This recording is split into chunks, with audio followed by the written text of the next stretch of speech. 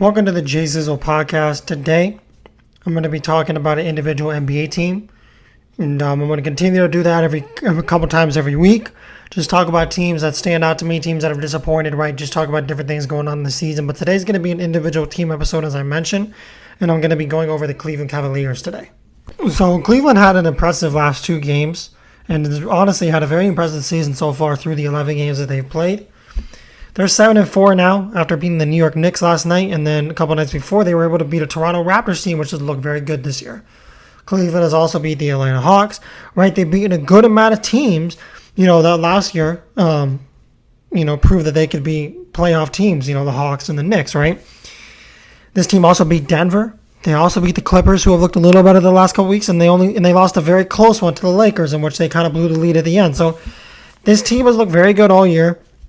And they look rough in the first two games of the year, though.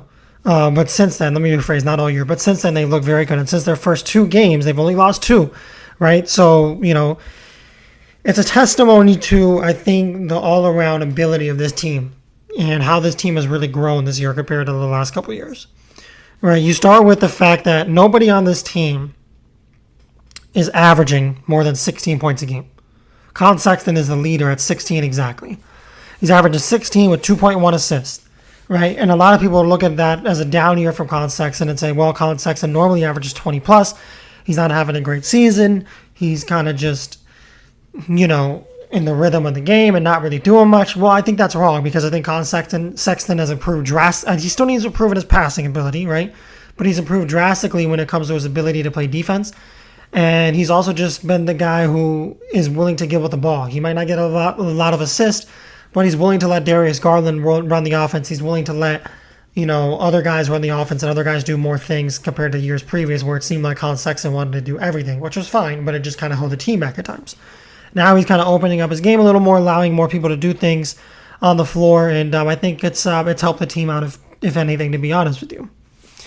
And I know the news came out today that he suffered a torn meniscus in his left knee, and he's expected to be sidelined for an extended period of time. We don't know how long that extended period of time will be. If I could take a guess, I would say he'll be out 2-3 months. And hopefully he can just come back stronger, and hopefully, Cleveland doesn't lose too many games during his absence. So you want to see Cleveland be able to maintain a solid record even during his absence, and hopefully they're able to do that. I think the one guy we all got to talk about, though, right, is the rookie, Evan Mobley. I want to spend a lot of time on him right now because I've been very impressed with his game so far. As a rookie, and I think him and Scotty Barnes will be the two guys fighting for that Rookie of the Year award when the time comes. So Evan Mobley as a rookie is averaging 15 a game, 8 rebounds, 2.5 assists, and 1.3 blocks per game. The crazy thing about him is, he's only shooting the three-point ball 23%, but last night against the Knicks he made 2 of 4, and he's showing an ability to get outside the three-point line and be able to make three-pointers. It might not be the most consistent, but he can make them, and you can tell he's got the stroke. So eventually, when the time comes, he'll be able to knock him down at a consistent rate. He's just young. He's a rookie, so you got to give him time with that. But the mid-range shot is there. It's a very consistent and good mid-range shot. He's got a post fade. He can turn around left shoulder, turn around right shoulder. Right? He can put the ball on the floor. He's great under the rim. He posts up. He's an incredible defender. That's the big thing about his game. He can be an all-NBA defensive guy very soon in this league. Probably not in his first year, but at least by next year he could be an all-NBA defensive guy, and I think he could even be an all-star by next year. I've been very impressed by Evan Mobley. I didn't realize his game was, this polished and this good already coming into the league. He shoots at the free throw pretty well too. Shoots it at 80%. Now he's a power forward. He could play center. It just kind of depends on, Jared Allen and what they're doing there. But normally he is he always is the power forward for that team. But when I mentioned that he's a center, I'm trying to say that he did play center at USC. He can play center based on his size and his build and his play style, but they would rather have Jared Allen at that center spot, and I don't blame him. I think it's a good position to have Jared Allen at, and then have Evan Mobley at the 4 playing off of him. So more about Evan Mobley's game, right? He gets to the free throw line a good amount too. Right? He doesn't shy away from contact. He's a good rebounder, a good offensive rebounder too. He averages about 2 offensive rebounds a game. He averages 1 steal as well as 1.3 blocks a game. And a lot of times, the steal number and the block number is not super telling on what kind of defender a player is. Because we've seen a lot of years where guys who aren't great defenders have averaged a lot of steals or even average blocks, right? And to tell if a guy's a good defender, you have to look at their defensive efficiency rating, right? You have to watch the games most importantly, though. Most importantly, you have to watch the games and keep an eye on the specific player on the defensive end of the floor, which I've done with Evan Mobley. I've watched some Cavaliers games, and I kept an eye on his defensive presence. He's got great footwork, great agility. He's very strong. He's got a high IQ defensively. He knows where to be. He switches on defenders really well, and he can guard on the perimeter really well, too. He's got the agility, and he's got the speed and the length to guard guards on the perimeter, which is very incredible. Not a lot of big men, at his size, he's 6'11", can do that. So, guys like Bam Adebayo can do that. Rudy Gobert starting to be able to develop the ability to guard out on the perimeter, but not too many guys can do that. And Evan Mobley's showing us why he's a handful of guys who can do that, which makes his value even go higher. So. Another thing with Evan Mobley that, I find really amazing is his focus in the game, right? He's always focused. He wants to win. You can tell. You listen to his interviews. He's always talking about his teammates first instead of himself. And he's just not a very eye-centered guy. He's a very team-centered guy, and he wants everyone else on the team to have success before he has success. And he knows his talent. He knows what he can do in this league. And I think Evan Mobley, at the end of the day, to be honest with you guys, he might end up going down as the best player in this draft. I know we're only 11 games in the season, right? I get all that, blah, blah, blah. But to me right now, when I look at Cade Cunningham, I look at somebody who is going to be a great player in this league, but he's injured so far, so I can't really judge him, right? When I look at Jalen Green, okay, there's been a little bit of inconsistency, but he's a rookie, so I'll give him time. And it's only 11 games in, like I said again.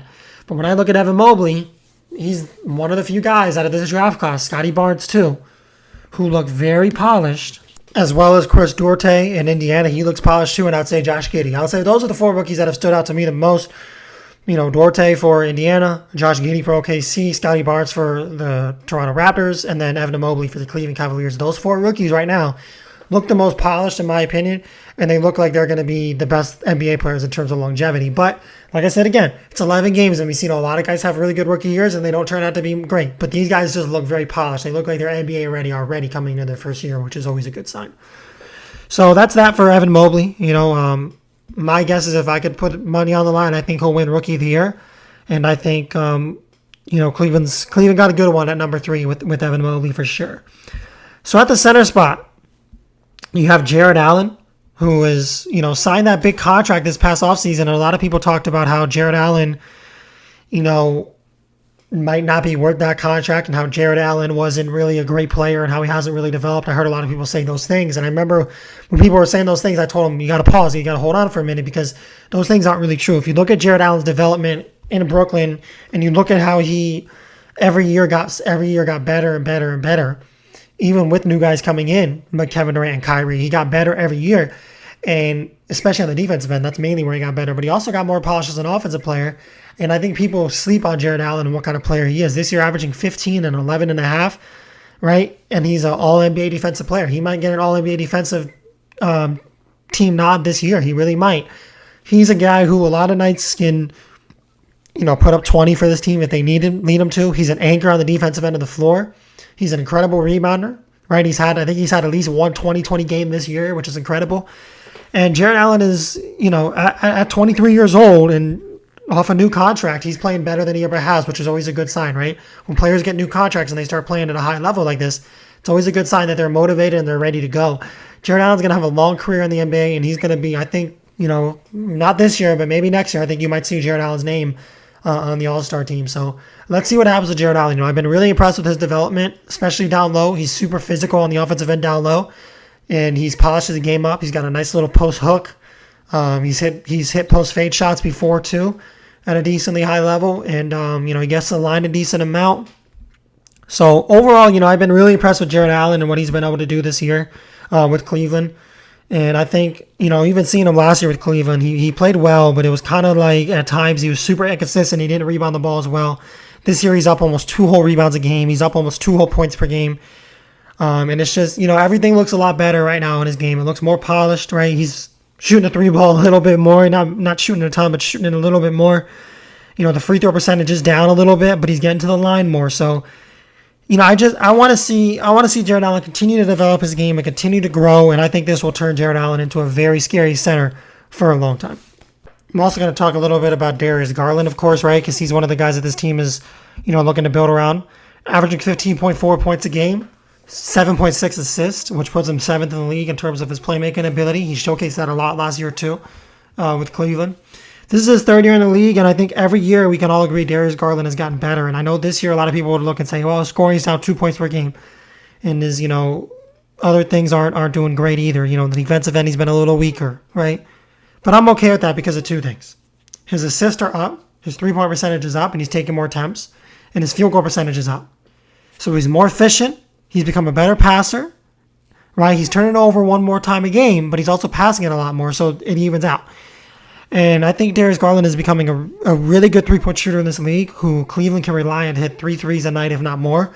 And that's a big portion of his game. In the NBA now, where it's all about the 3-point shot, if Darius Garland can continue to develop his 3-point shot and become a lethal 3-point shooter like he has been this year, it makes his game really scary because he draws a lot of attention in terms of playmaking, right? He's going to draw a lot of attention in general because of his shooting and because of his playmaking.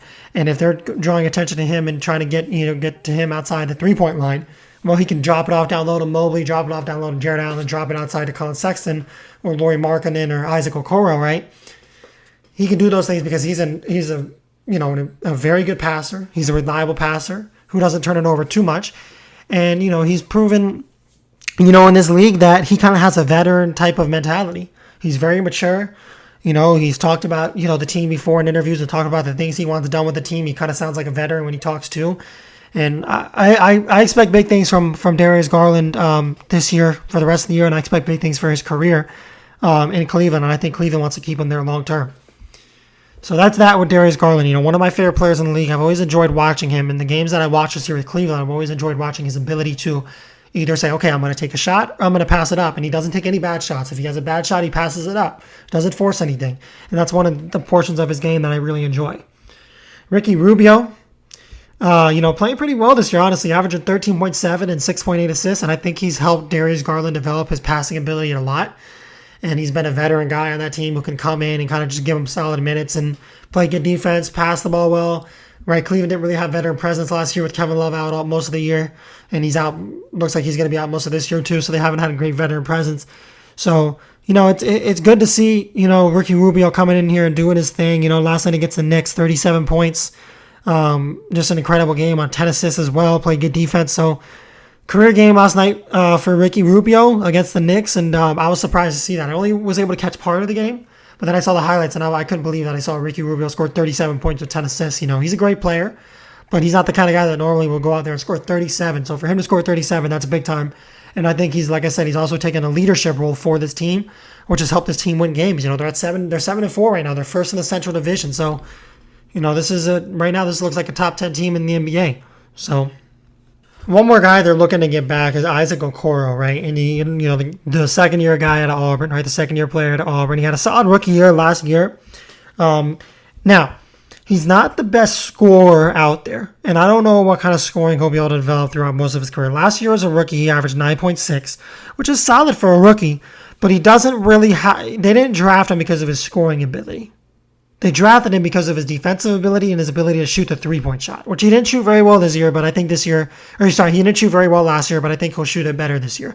Now, he's out right now with a hamstring injury. He should be back later this week, and he's going to help Cleveland a lot. He's probably going to start most likely at that small forward spot, which will bring out a starting lineup most likely of Colin Sexton, Darius Garland, Isaac Okoro.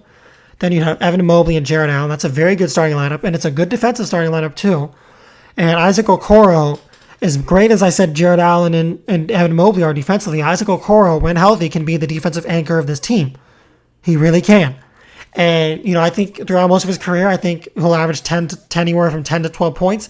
But I think he'll be like a Luka Bamute kind of guy, if you guys remember him from the Clippers. A guy who plays 30-something minutes a night, who can lock up the opposing team's number one option all night. Isaac Okoro can guard 1 through 4, right? Even at his height, at 6'5", very short. Right, for his, very short for the way he plays, but he's super physical, and that's why he can guard 1 through 4. He can guard the 4 spot and do well. He's very physical and he's very aggressive. So I expect Isaac Okoro, when he comes back to this team, to have a huge role, to have huge minutes, and to be relied on defensively, and that will make this team even scarier on the defensive end of the floor. This team really has some good defenders, if you ask me. Isaac Okoro, Evan Mobley's a good defender. Colin Sexton's proven that he can be a good defender. Jared Allen's a good defender. This team has some. Ed Davis is a pretty good defender, backup center coming out the bench. So this team has some pretty good defenders that can help them win games, which is something they didn't have last year. Jared Allen last year was very good defensively, but this year he's taking it to another level, right? They didn't have Evan Mobley last year. So, and Colin Sexton wasn't as good defensively last year. So you can see that, and they didn't have Ed Davis last year. So you can see how this team defensively has really improved a lot this year and has, taken their game to another level on that end of the floor. And that's a big portion of being a contending team, especially when you're young, right? This is a very young and talented team, and a lot of young and talented teams are not good on the defensive end of the floor, and that's what holds them back at times.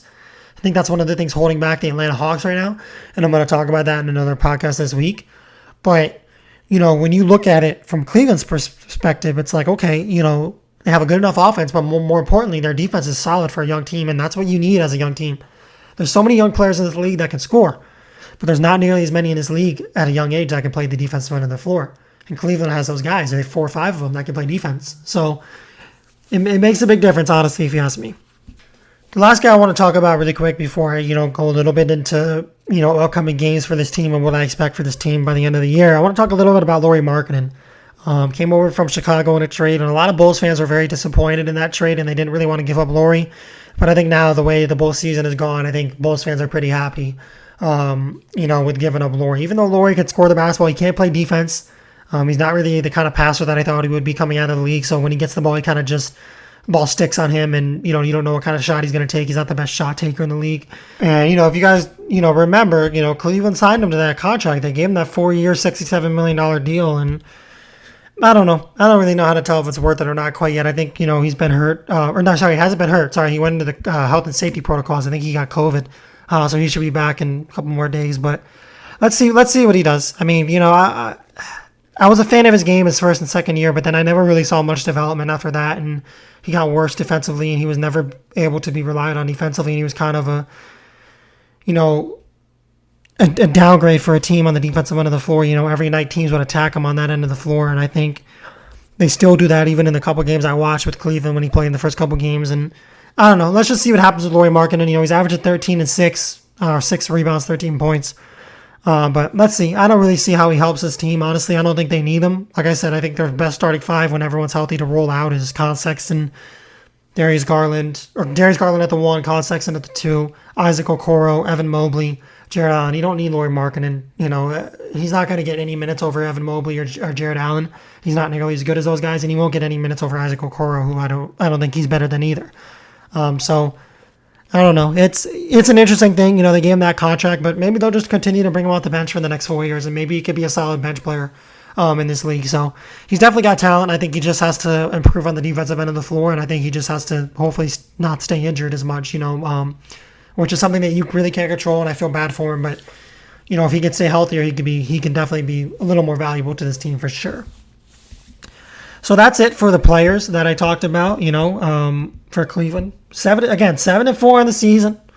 Isaac Okoro should be back soon. Lauri Markkanen should be back soon. I haven't heard too much about Kevin Love. I don't know exactly when he'll be back soon. I know I told you guys earlier about Colin Sexton with the torn meniscus, 2 or 3 months. But they're going to replace him with Ricky Rubio, obviously. He'll fill in that role, and I think he'll do a good job.